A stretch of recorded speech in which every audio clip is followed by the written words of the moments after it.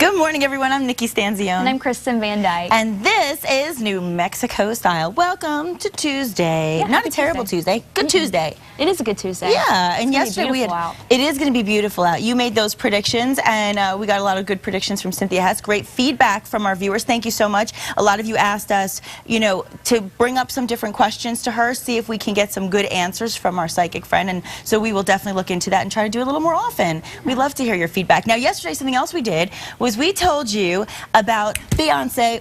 I feel like you have to do the Beyonce dance when you say her name. She gave birth, of course, to a baby girl, a little baby Blue Ivy.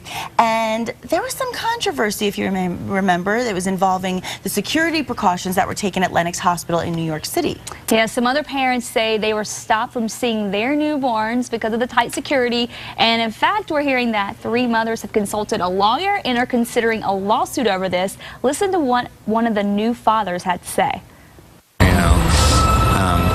Like we said, the staff there is wonderful. The people who work there are great. But when the security arrived, it became very clear that there was a huge shift. We were and we were second-class citizens, and we weren't allowed to do what we wanted to do. Or even ask questions. There was no answers. It was just kind of hush-hush, and you don't need to know, and just wait until I tell you you can come or go.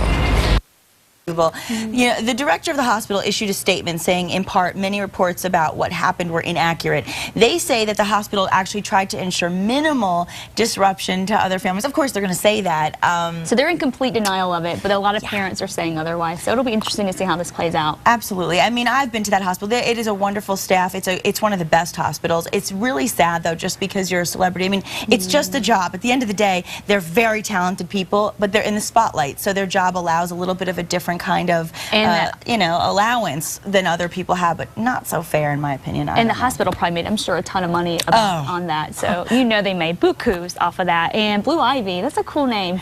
It's a little weird. I don't know. Did you hear about how it came about? No. Okay, Blue is really closely associated, apparently, with Jay-Z and his career. His Blue Yankees hat. Okay. His album, Blueprint. Okay, I love that. Ivy, I and a V, which is Roman numeral for 4. Okay. They both had birthdays on the 4th, Jay-Z and Beyonce. Okay. They got married on the 4th, and one of her songs, Beyonce's song, is titled 4. Oh, so, good Blue Ivy. information. I love that. In case you're wondering, that's what they're saying. Anyway. I like that. I thought it was just maybe a new trend, like Brian and I were saying earlier, apple, the fruits. Now we're going to the colors. The next we're going to the plants. The next big baby that's going to be born is going to be named Pink. Well, there's already a Pink, actually, so yeah, it won't work. In the meantime, let's check in with KRQE News 13 anchor Elizabeth Alvarez for today's headlines. In green, looking nice. Hey, ladies. Good morning to you, and good morning to you at home, New Mexico. Topping your morning news headlines this morning, it is primary day in New Hampshire, and we will get a good idea which Republican will face off against President Obama in November. Midnight polling results already have Mitt Romney in the lead. Now the rest of the state is gearing up to vote. Fox News correspondent Jennifer Davis has more. Polls are open and the New Hampshire primary is underway. Mitt Romney is favored to win, and the fight is on for the number 2 and 3 spots. Tradition brings out voters at the stroke of midnight in 2 small New Hampshire villages, including tiny Dixville Notch. Just 9 votes were cast in all, and it led to a tie. 2 votes cast for John Huntsman, and there were 2 votes cast for Mitt Romney. Newt Gingrich and Ron Paul each earned 1 vote apiece. Despite the fact that I voted Democratic, I was hoping that Huntsman would come out as the GOP primary winner. But the fact that he tied with Romney, it also makes me happy as well. Rick Santorum pulled out a surprise second-place finish in the Iowa caucuses last week, but did not get any support at all in these early votes, a reflection of the trouble he appears to be having appealing to some voters in this state. He faced a rather unfriendly crowd in Manchester Monday night, a mix of Occupy protesters and Ron Paul supporters.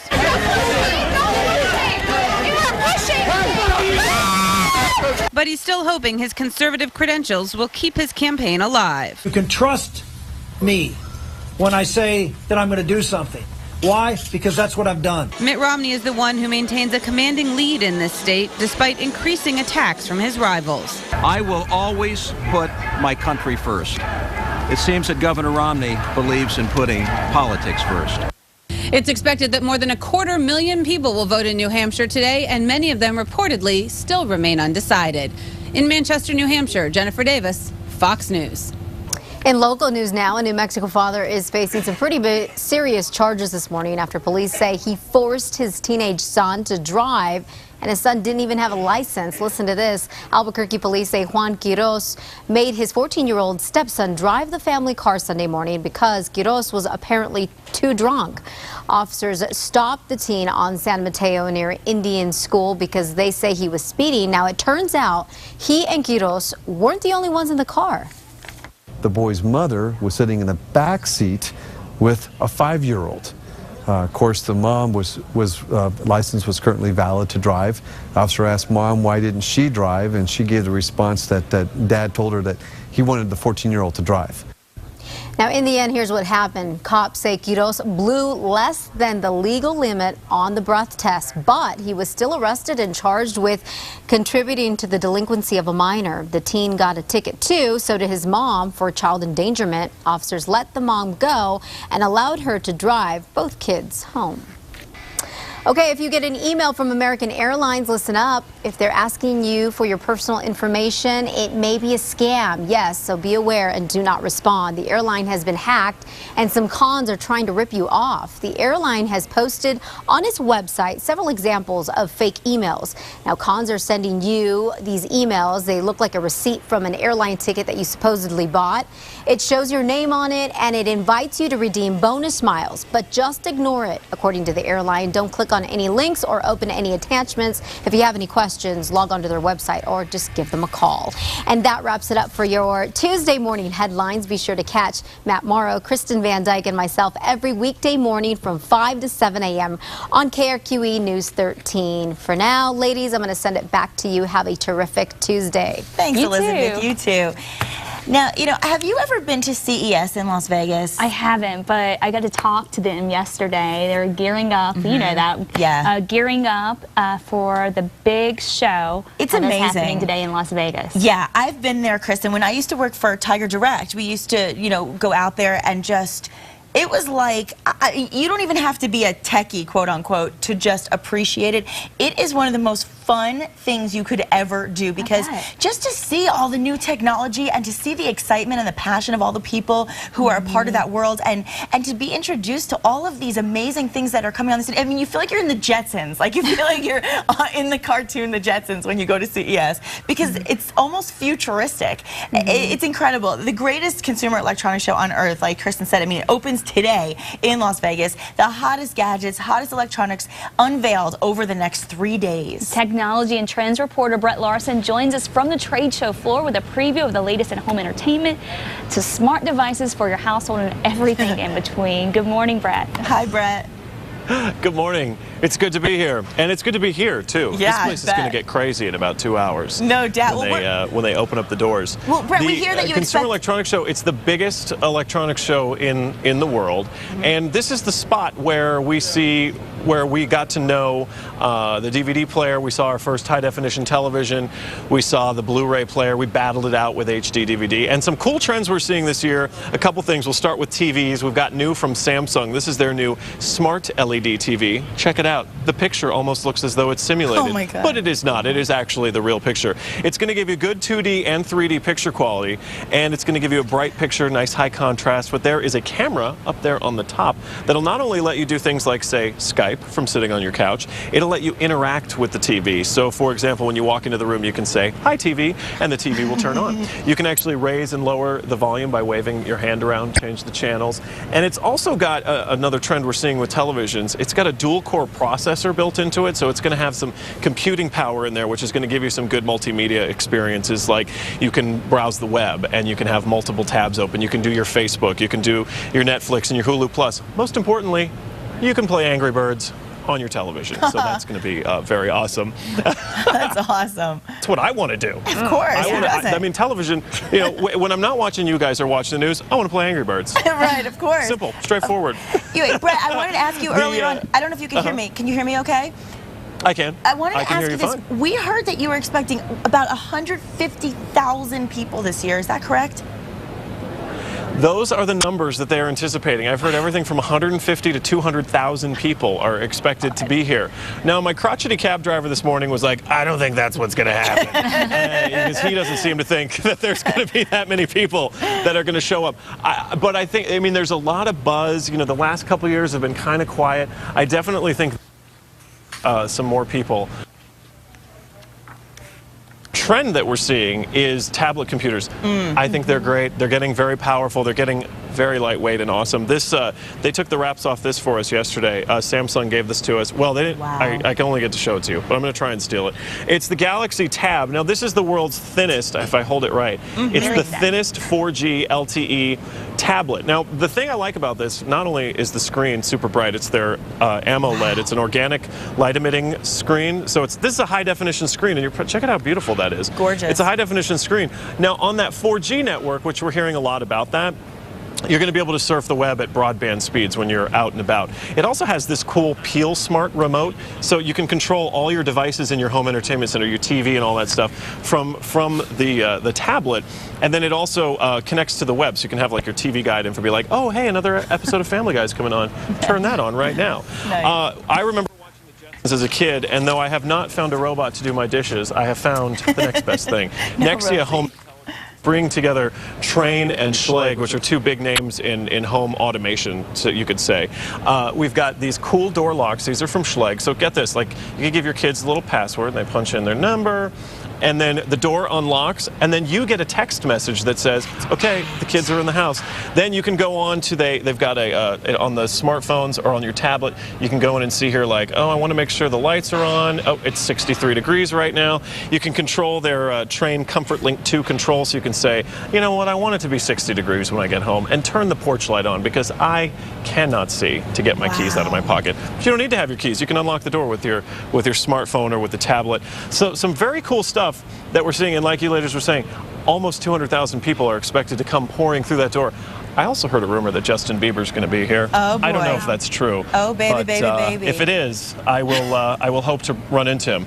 Maybe I will offer him a Galaxy tablet. Oh my gosh, we would love you forever. Head to killerapps.tv for this and so much more. Now? And ladies, hopefully next year you can be here with me and we'll have more fun. All right. We'd love that. Thank you so much, Brett. That looks amazing. You know, and I think that what I love about this is that technology is helping to keep families together and keep them safe instead of pulling them apart. And like I said, husbands off the hook. Forgetting to turn the porch light on, maybe forgetting to lock certain doors, which you know they're supposed to do. Yeah, now you can do it from your iPhone. And the kids can't lie about what time they come home. If your parents are away, you can't with something like that.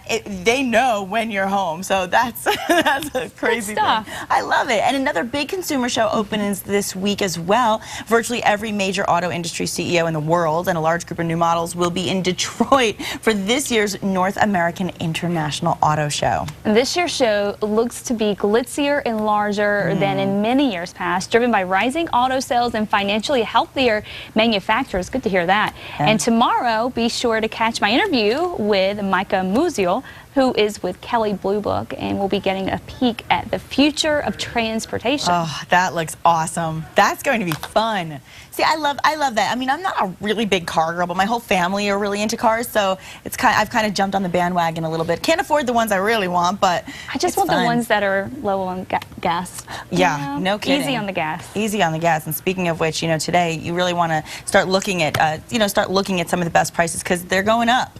Everything's going up except for the salaries. Yeah, well, and if you're thinking about a career change, you may not have to look further than your own backyard.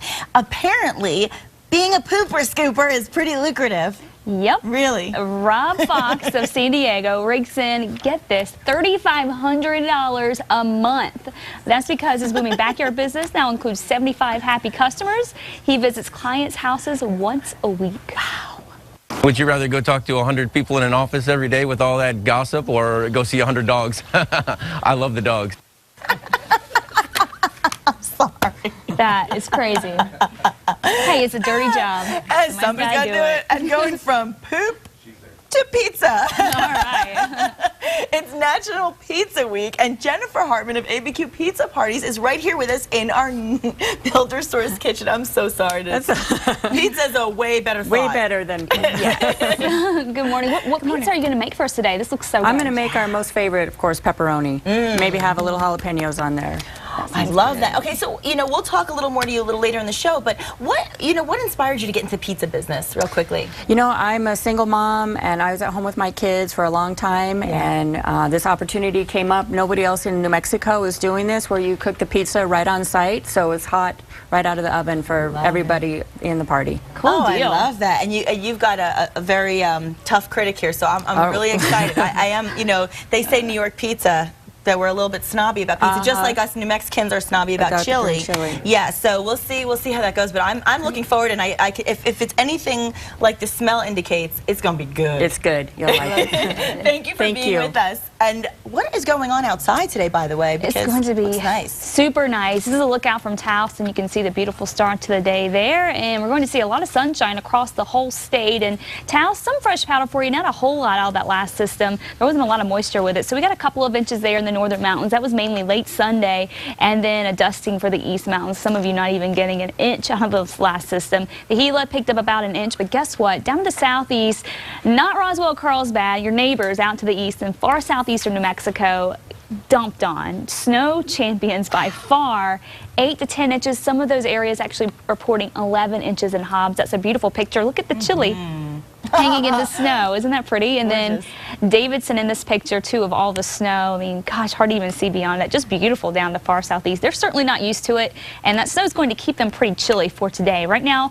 around the state, we're at 31 in Albuquerque, 26 in Santa Fe, and still in the 20s down to southeast. A sunny, mild day for us today, and we'll continue to see the mild conditions going into tomorrow. The winds start to pick up tomorrow, so if you're going to get out, I would say today would be the day to do so.